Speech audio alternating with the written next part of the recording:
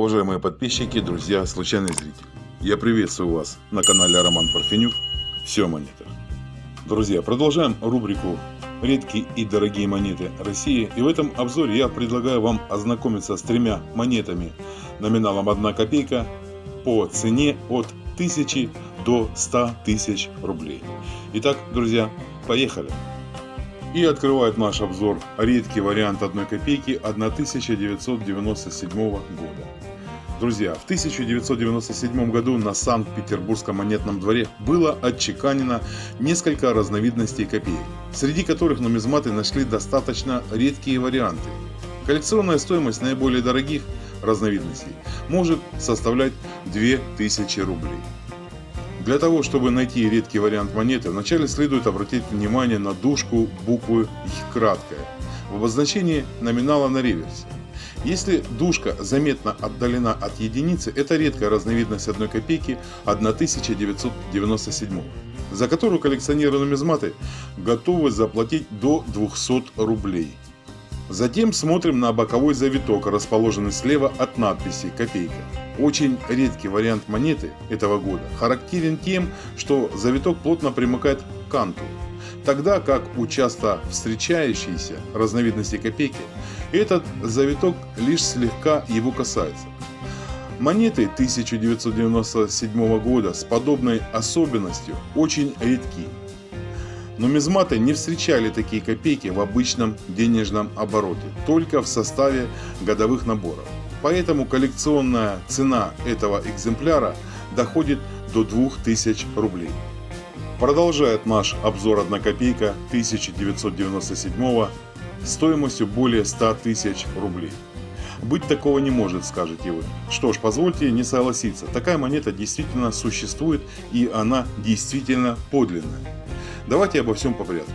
На монетных дворах перед началом выпуска очередного тиража штемпельные пары аверса, реверса должны быть установлены вручную в чеканочный пресс. Но поскольку работники двора простые люди, как и мы с вами, то всегда возможно вмешательство так называемого человеческого фактора. Люди все-таки не безупречные автоматы, и в любой работе могут иметь место случайные ошибки. Как раз что-то подобное и произошло в 1997 на Санкт-Петербургском монетном дворе. В пресс вместо реверса добавили еще один аверс. И какое-то короткое время получающиеся однокопеечные монеты имели две лицевых стороны с изображением Святого Георгия, но без обозначения номинала. Конечно, эту ошибку быстро обнаружили и исправили, а бракованные монеты отправили на переплавку. Друзья, мы можем строить только догадки, как и почему какое-то небольшое количество этих копеек покинуло монетный двор. Но факт в том, что нумизматы нашли несколько таких монет среди монет из обычного денежного обращения. Как же смогли определить номинал и что это вообще не подделка? Друзья, специалисты всесторонне изучили монету, проанализировали характеристики монетного кружка, качество чеканки и тому подобное. Так была установлена подлинность монеты, обе стороны которой были отчеканены штемпелем аверса 1 копейка 1997 года, диаметром 15,5 мм. Коллекционная стоимость такой однокопеечной монеты перепутки аверс-аверс достигает на аукционах более 100 тысяч рублей. И завершает сегодняшний обзор редкий вариант 1 копейки 1998 года Санкт-Петербургского монетного двора, который имеет коллекционную стоимость около 1000 рублей. Среди копеек, выпущенных в 1998 году на Санкт-Петербургском монетном дворе, нумизматы выделяют несколько разновидностей. Коллекционная стоимость наиболее редкой из них достигает 1000 рублей. Как же определить такую мало встречающуюся, а значит и дорогую разновидность? Вам необходимо на реверсе питерской монеты, то есть под копытом знак Санкт-Петербурга, обратить внимание на букву краткая «Й» в слове «копейка». А если еще точнее, смотрим именно на верхнюю дужку буквы «Й» и на ее расстояние до единицы.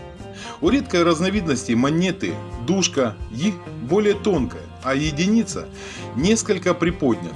так что между ними хорошо виден достаточно большой зазор. Распространенный же вариант характерен тем, что верхняя дужка буквы «И» толще и почти касается основания единиц, и зазора между ними практически нет. Возможно, многие могут посчитать такое отличие несущественной мелочью. Тут уж решайте сами, стоит ли тратить время и силы на его поиск. Ведь из-за кажущегося незначительным различия коллекционная стоимость такой монеты может достигать в 100 тысяч раз дороже ее номинальной цены. Друзья, если вам понравился этот обзор и каким-то образом пригодилась информация, я прошу поддержать его лайком, подпиской. Если вы еще не подписаны на канал, подписывайтесь, нажимайте на колокольчик, чтобы быть в курсе всех новинок и обновлений. На этом я буду заканчивать. С вами был Роман Парфенюк. Все монета. Всего доброго, друзья.